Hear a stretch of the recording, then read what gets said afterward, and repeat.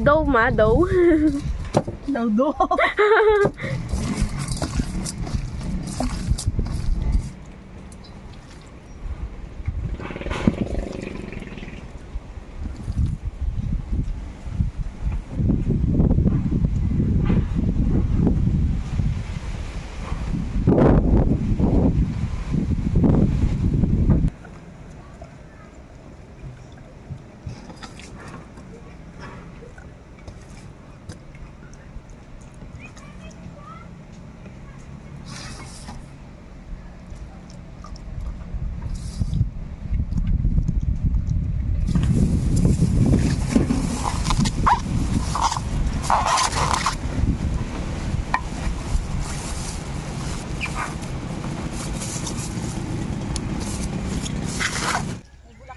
Kalabasa.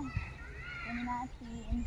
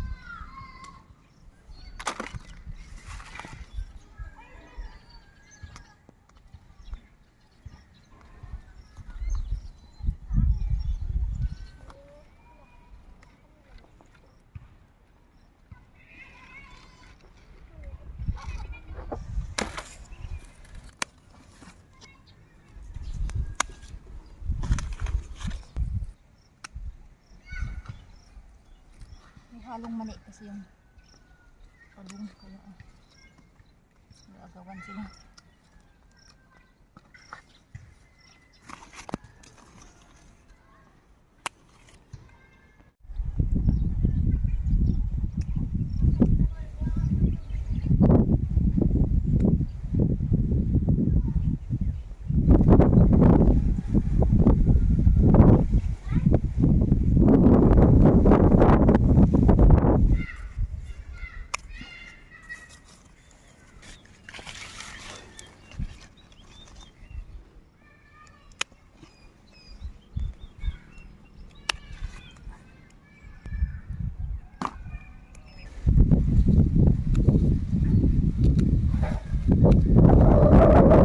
Kain natin yung pichay sa manok.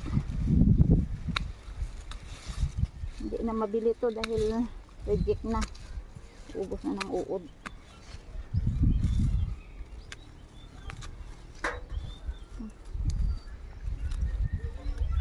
Ang benepisyo ng pichay na hindi na mabibili para sa ating alagang manok.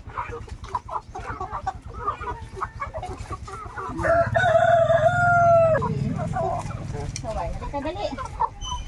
Uy! Ay, sus ko. Balik. Ay, lumipad ka. Kain.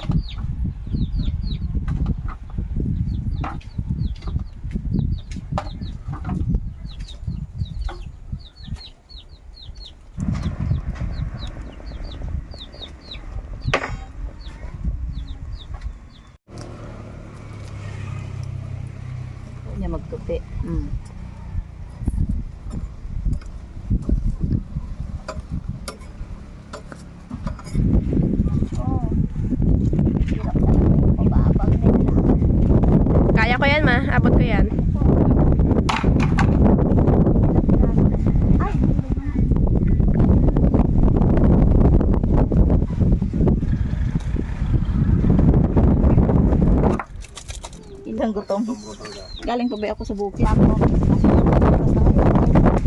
Mahilig sa kain sa umaga. Oh. Talong tayo. Inihaw na talong. Atong dulit. Dulis ra na ano. Isang buwan na yan, higit. Ayun. Hindi pa kasi makapalaot. Na ano pa oh? Matagal. Oh, si So hindi na ha. Malalaki ang sibuyas ngayon. Mura ang sibuyas dito mga sisters. Walang buyers. Walang buyers at saka walang nabili. Walang buyers, walang nabili. Mura ang bilihan. Pero pag ako, parang Pag may sa puno yun pero sa wala pang may mabili. aroy. Nang para mo sa Iyak ng permits. Walang gipit.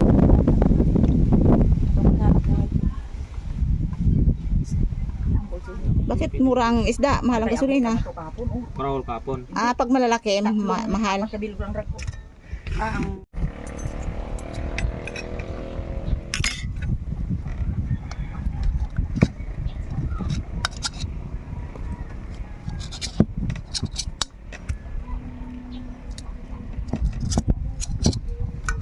Mas masarap yung inihaw kasi mabango.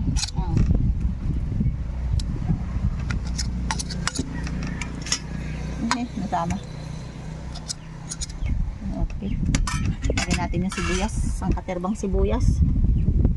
Pag maraming sibuyas, marami tayong ihahalo. Pag mahal ang sibuyas, ay pasensya na at talagang konti lang halo.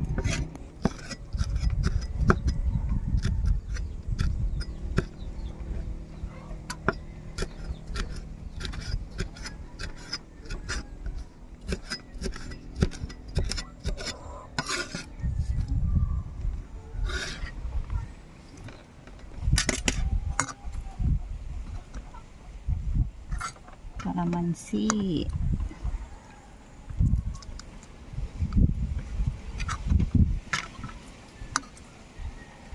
Ito yung ulam mga kasisters na common na dito sa amin sa probinsya. Na kahit sabihing araw-araw man namin makakain o matitikman ito, hindi pa rin kami nananawa. Dahil ito na yung aming nakasanayan.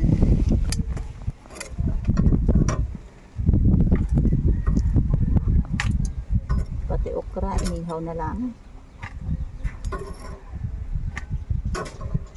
Ihaw natin yung ano,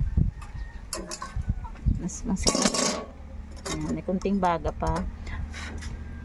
Ihiwa ko lang muna to para mas masarap ilagay yan sa pot.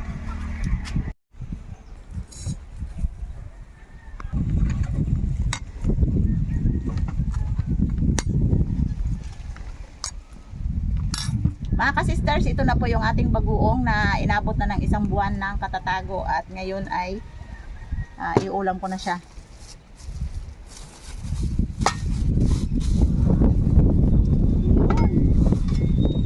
Napakabango. Mabango talaga yung grabe. Sa mga sanay kumain ng bagoong. Ito na. Sa mga ka-sisters, sobrang melted na. Ano bang tawag niyan? Parang ginawang butter na melted Sobrang maga na ang tawag sa amin. Yung ano na talaga siya. Yung buto na lang ang natira. Pag sinala ito, puro patis na lang. Ito yung pinakamasarap. So ito ay bawal sa mga may something ang katawan. Kaya hinay-hinay.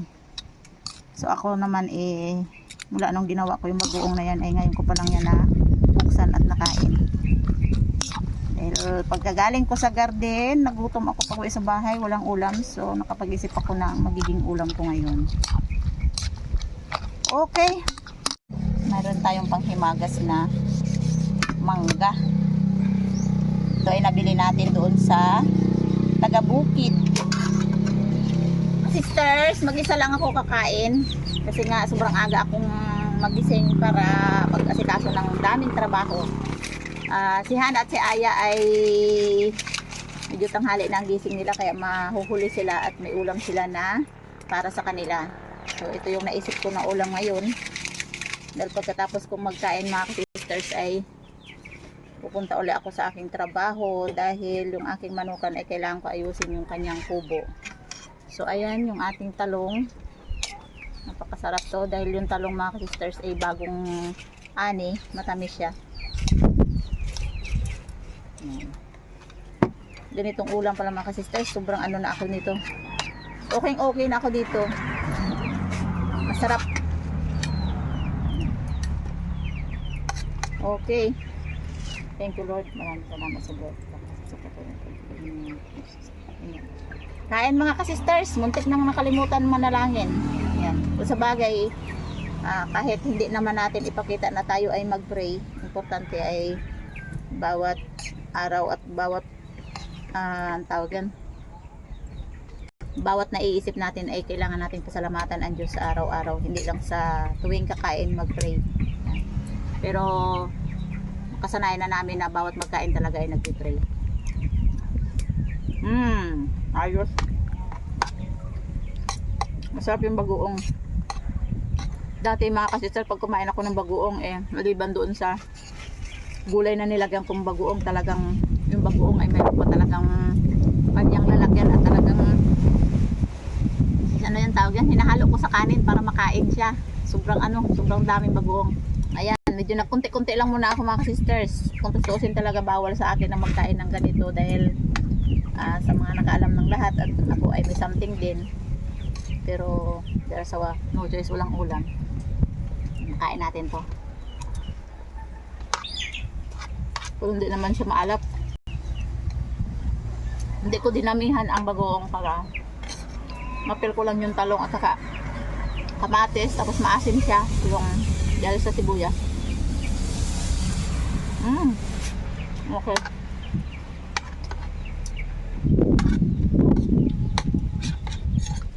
Yung ulam ni Kananay ganito din, talong na may bagoong. Binigyan ko siya ng bagoong.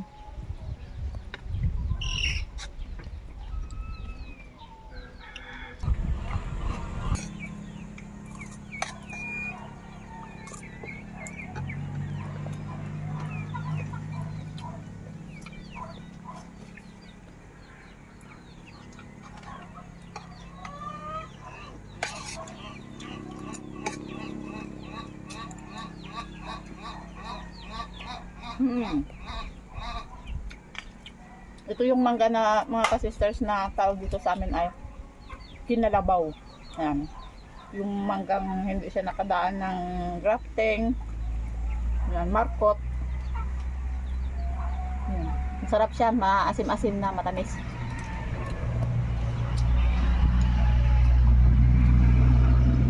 Nagbili kami ni nanay. Ang isang kaing ay 1,200. Ayan, tapos sinati-hati namin magkakapatid. Nakatikim kami. Napamura. Sobrang sarap. Okay. Mga ka-sister, solve na yung aking umagahan. Salamat sa inyo dahil nandyan kayo para sa amin. So, thank you at bye-bye na.